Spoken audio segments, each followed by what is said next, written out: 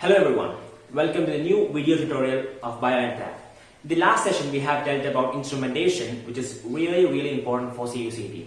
But apart from CUCET, we have to focus on other university exams like Calicut University, Delhi University, Hyderabad University, etc., including BHE also. So one of the important session or topic for the entrance exam in this university, including CUCET, is tissue system. So in this class we will be dealing about the tissue system first, the part 1, and the remaining parts of the instrumentation will be taken later. So wait for that. If you haven't subscribed to our channel, subscribe to it and enable the bell icon to get daily notifications. So without wasting time, let's get on with the video.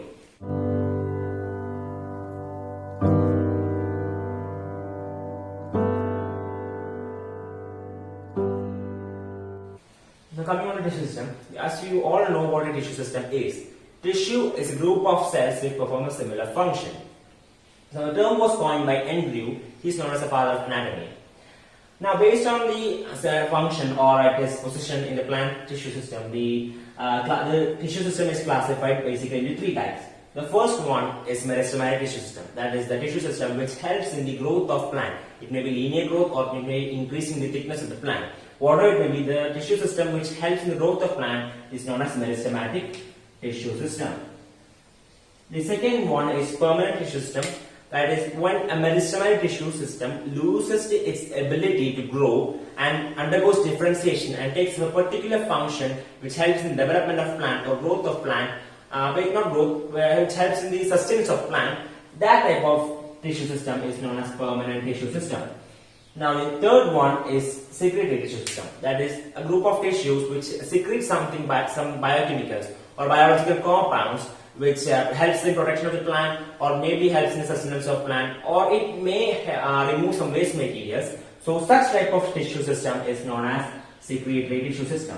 So first let's focus on meristematic tissue system.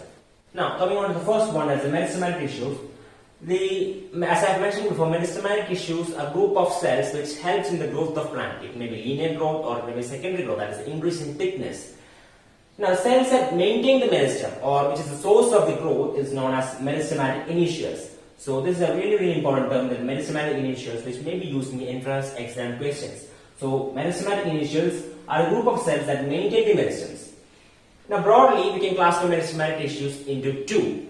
The first one is based on origin and development, and the second one is based on position, that is where in which plant part it is seen. So that is the 2 classifications. We have to briefly discuss both these classifications.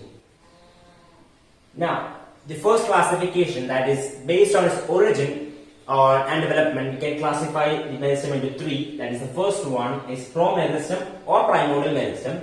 The second one is primary meristem, and the third one is secondary meristem. Now, the first one is promeristem or primordial meristem.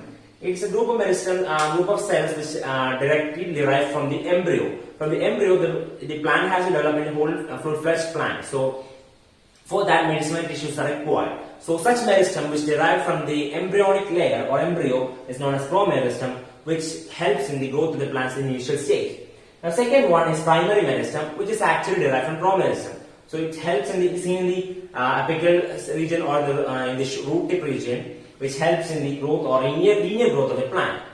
Now the third one is secondary meristem. The secondary meristem is not actually derived from primary meristem. The classification is not like that. The secondary meristem is a group of meristems which first shows meristematic activity, then it differentiates and forms a permanent tissue, and then again restarts the activity of meristematic activity to form helps in secondary growth. So these secondary meristem are the group of tissues which helps in secondary growth of the plant. It regains the meristematic activity after an interval of time. It first becomes differentiates and becomes a permanent tissue, and then it regains the activity, that is meristematic activity, to helps in the formation of secondary tissues, that is secondary growth.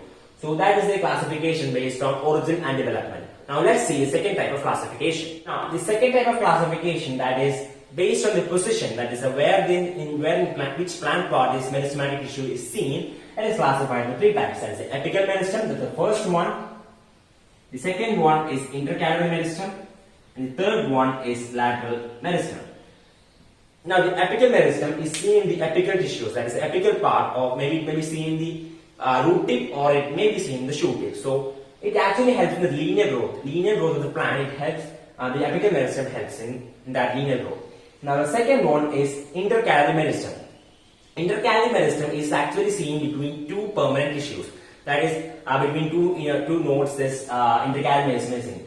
The main function of intercalary meristem is that it is a regenerative tissue. That is, when in grasses and other plants, small plants, when it is grazed by animals or it is eaten by animals, the lost part is regenerated by the intercalary meristem. That is the actual function. From the entrance point of view, this regenerative function is really important, which is related to intercalary meristem.